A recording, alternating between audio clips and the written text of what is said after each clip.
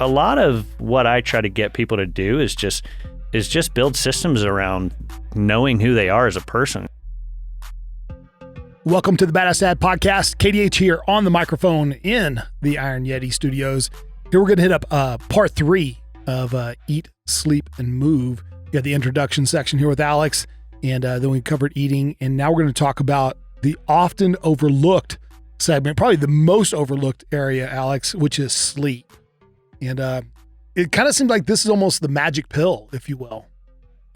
Yeah, they're all 3 of them, like we kind of talked about the last 2 episodes, are magic pills, and they work best when you overlap them and get some compound benefit in all 3 domains. But yes, sleep is in my experience and my personal experience. Well, I don't know, because I used to burn a lot of calories in the military, so I could eat whatever I've always kind of been able to eat whatever I wanted, and on the outside it didn't appear to be too detrimental, but on the inside it definitely was not allowing me to operate at a very high level, especially in my brain. So I think sleep, for me personally, and for most people I know, is of the 3 domains, eat, sleep, move, the most overlooked. I agree with that.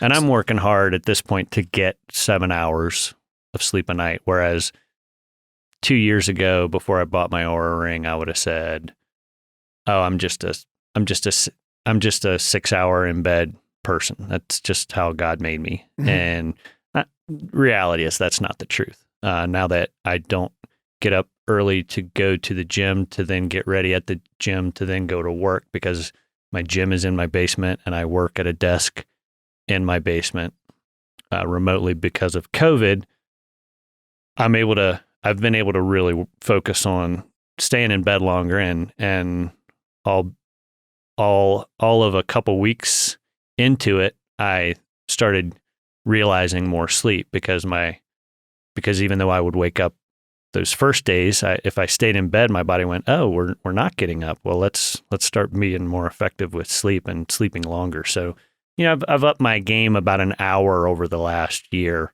Wow. For the total amount of sleep I'm getting per night. And it's like, I think on our messed up episode, you were like, "Yeah, that's almost a whole night of sleep a week," which I never thought about it till you said that a couple weeks ago. But yeah, I'm almost getting a whole nother night of sleep a week because I'm staying in bed an extra hour a night. Well, and I think too many times, we look at, if you're an alpha, if you're getting after it, if you're a badass dad and you go, "Man, I'm a high performer. I got my business, my job, my career, I'm in special ops, I'm in, whatever, I'm law enforcement, then rest. What? I can't move the ball forward resting." Yeah, I'll sleep when I'm dead. Sleep when I'm dead. Yeah, right on. Yeah. Well, the thing about that is that 2 hours you spend in the gym in the morning does not allow you to build 1 extra ounce of muscle. Now you'll burn some body fat in there if you're doing what we talked about on the last episode and working out on an empty stomach, but you actually rebuild during sleep. You don't rebuild, late morning, early afternoon so much. Most of your body reorganizing, making improvements because of the work you did that day in the gym or just, out digging a ditch happens while you're sleeping. And that goes across all 3 domains. We didn't really talk about this in the intro issue, but my goal is to make you completely prepared from a physical, mental, and emotional standpoint to get everything done you have to do from a work requirement day and everything you want to do after you get off work with your family, with your hobbies, with your workout, whatever, done a day. So getting good sleep is huge from an emotional and a mental standpoint as well. And I mean, there's just, pick up Why We Sleep by Matthew Walker and read that book and then tell me why you're fine to only be sleeping 4 hours a night. Mm-hmm. In the world that we live in, which is, we parade and celebrate the grind, we can often miss this segment here. So one of the things that I love that you talked to me about was sleep hygiene, which, to be honest, I'd never heard those 2 words in in a sentence together, sleep hygiene. What does that mean? Why is it important, and how do we do it? So I don't, it's just like personal hygiene. It's getting, taking care of your person. Sleep hygiene, I don't know who came up with the term, but I think it makes a lot of sense, because if you think about personal hygiene, well, what do you do before you go to bed? You brush your teeth, right? You wash your face, you do all those kinds of things. So sleep hygiene is simply getting your, the way I interpret it and how I use it is, hey, let's make sure we're doing the right things we need to do before we put our head on our pillow, so that we optimize the point we put our head on the pillow till the point we raise our head up off the pillow, hopefully 8 hours later, and what we can get accomplished from a sleep standpoint. And I mean, everybody knows this who is a parent. Okay. Yep.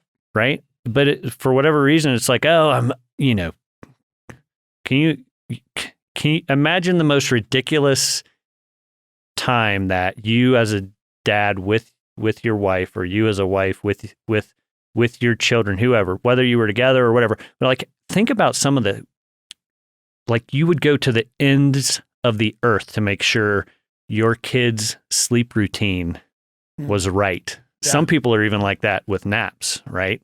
So what do you think happens? Why is it different?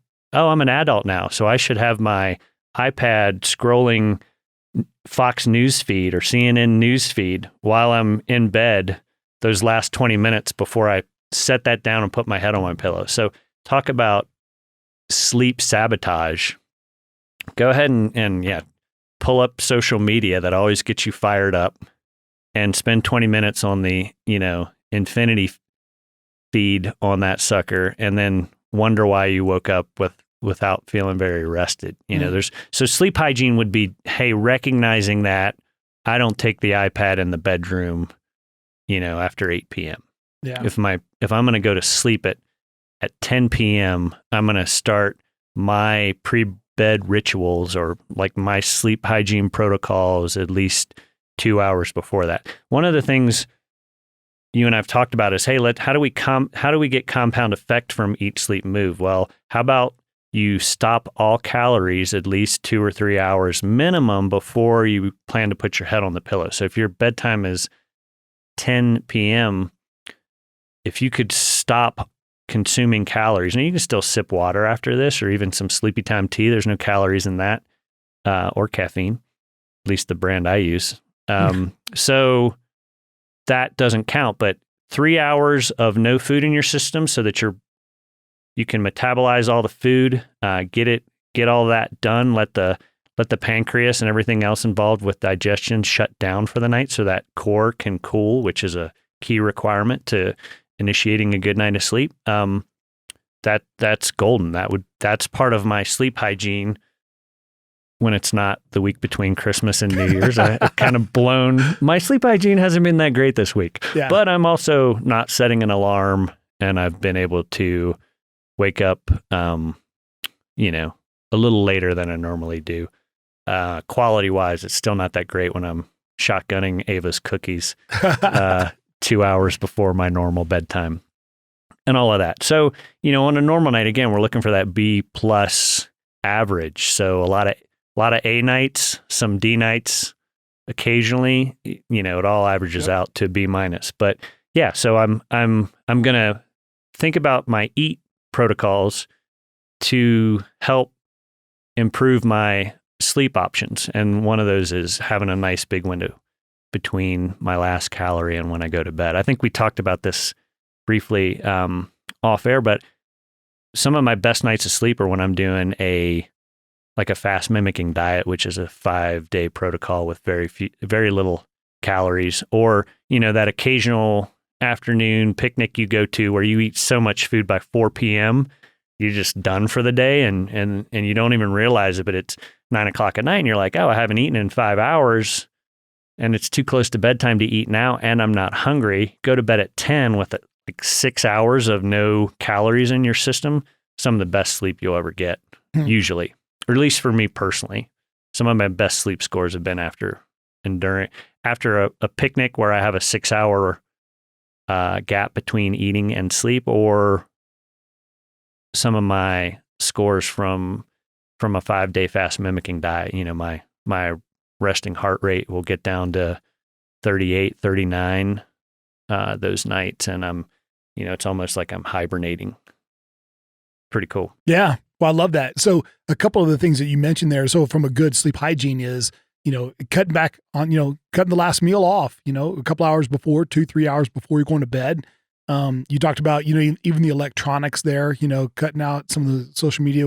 I know last time we talked about reducing or eliminating the blue light or wearing some blue light blockers, not having those screens on that are inhibiting your sleep. What are some other things for good sleep hygiene? Yeah, the general consensus is that a very dark room is what you want. So, right now we have our little candle lights in the windows, and of course they come on at dusk, and I mess them up every night in our bedroom because I'm like, we got to unplug all these. Can't have that seeping, that little bit of light seeping through the blackout curtains and all of that. So no light is what most people prefer. Dark. Very dark. And you can start prepping that before, right? Like you were just talking about, get all the blue light out of your environment as much as you can. That's all of your screens, turn on the lux filters so that they're in night mode. If you have a lot of LED can lights in your ceilings, those emit a blue light frequency. So turning those off and just using floor lamps is a good idea. And all this is like, wow, I mean, really, what is that going to affect? Well, let's say by getting some $30 blue light blocking glasses and paying attention to the lights in your house, once the sun goes down and it's dark outside, starting to eliminate all of the light in your house out of your environment, especially with screens. What if that only does give you a 5% improvement on sleep quality? What is going from an 85 to a 90% effectiveness going to do for you over the long term? I would say, yeah, that's another weird thing about sleep. You don't necessarily see those, you don't feel those immediate gains, but I have a lot of clients who are like, wow, man, I didn't think about it for the last few months, but now that I've got the blackout curtains and I pay attention to my lights and I ditch the screens a couple hours before bed and I make my room really cold and I have, I've got a client who does sauna, then a very cold shower as part of his sleep hygiene. Yeah. And he's in his 8th decade. He's over 70 and he said he's sleeping better than he has as an adult ever. So I think he's probably been an adult for about 20 years, but like from a calendar standpoint, most people would say he's been an adult for 50 years. She's like, I'm sleeping better now than I slept in college. Wow. As a young fella. Well, you know what though? I mean, I would ask guys this. I mean, now of all the areas, I would say my family is really good. We are good sleepers. I think I told you before, like it may be a spiritual gift that we have. And I think Gretchen, she's the sleep Nazi. She's done an amazing job with our boys, but I would ask people this. I say, have you ever had just a great night of sleep where you woke up the next day and you were ready to absolutely rock? And we've all had that. And if you could repeat that, would you want to? You know what I'm saying? Or the other side, have you ever just had a shitty night? Okay, not because of maybe you drank too much, but I mean, you didn't get really good sleep or you had to wake up earlier or something like that. How did you feel? Well, if you could get rid of the bad nights and improve, the good nights and have more of those, at least get to that B- average where you're getting, 83% of the time you're getting those great nights of sleep. Man, how much more productive would you be? How much better would you be in business? How much, better dad, husband, lover? I mean, all those different areas, perform in the gym. We all know, we don't even have to think about it. We all know that we would do better. Absolutely. Absolutely. And those recovering from all that work in the gym is huge with sleep. It's and there's a lot of things stacked against you those last couple hours of the day. Your willpower's gone. So to say, oh, I've got willpower, I'm just going to look at Facebook for a minute. Yeah. Where I'm just going to, you're not going to adjust anything. Oh, I'm going to go to the kitchen and get my kids a bowl of whatever. Right. Oh, they didn't eat it all. I'll just have one little bite of it. It's like you have to kind of a lot of what I try to get people to do is just build systems around knowing who they are as a person, and it's a lot of times it's funny. Oh, really? You thought you were going to just look at Facebook? I took my phone in the bedroom and I was just going to look at Facebook for a minute, and then 45 minutes later you're furious, and that's why your Aura Ring scores that I can see on the Aura Cloud. Yeah. Because you've given me those permissions, so that, and you think that you have the willpower to just have a bite, which you shouldn't do anyway, because even just one bite, that's turning on the systems for digestion, and you don't want to do that.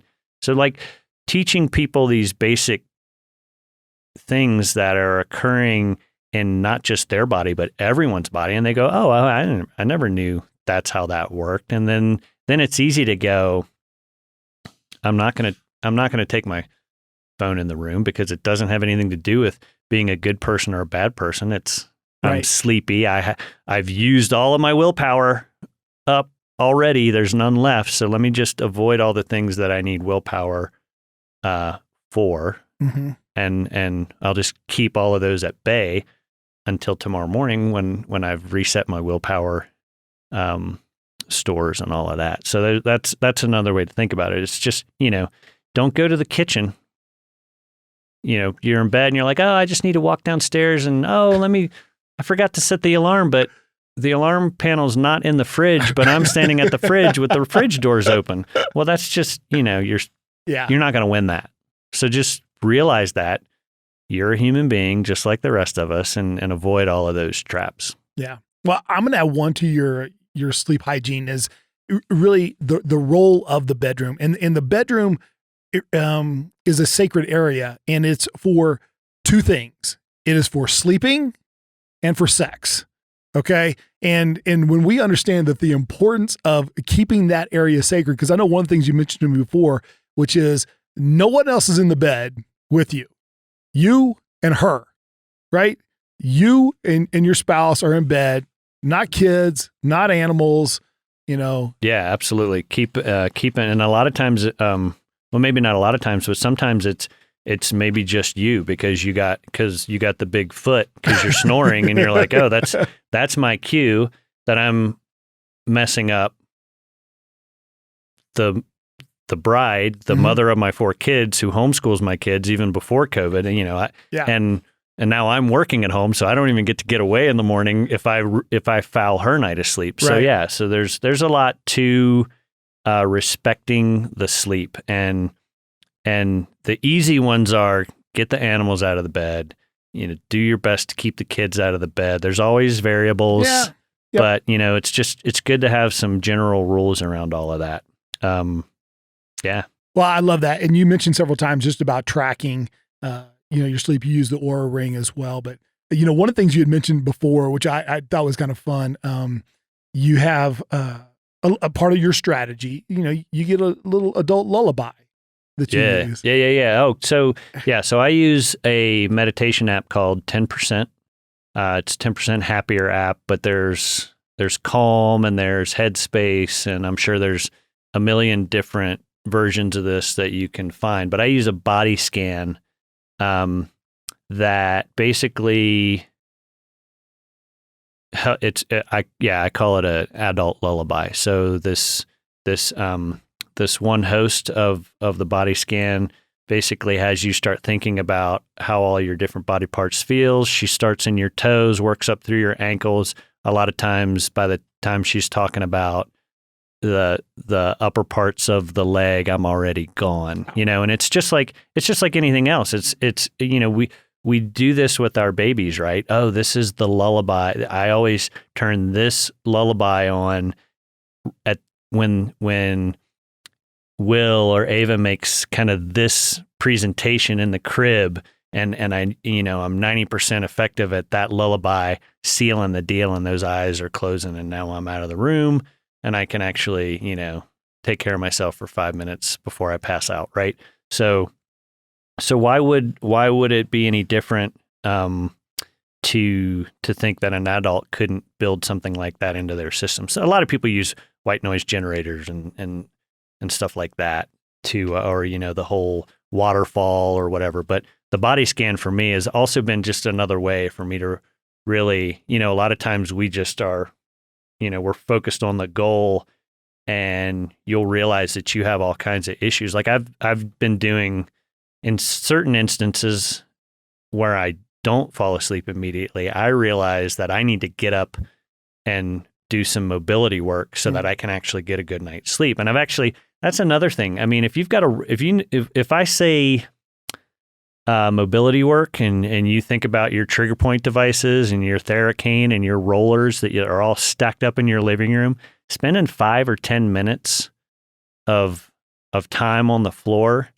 doing some mobility work before sleep is also I would say that would definitely be something to think about as part of your sleep hygiene routine. I've got friends and clients who use inversion tables because of some back issues that they have, and they'll use that. They'll get that traction from gravity and being upside down as a precursor to then be flat and again weightless in that bed to get a good night's sleep and to get some realignment.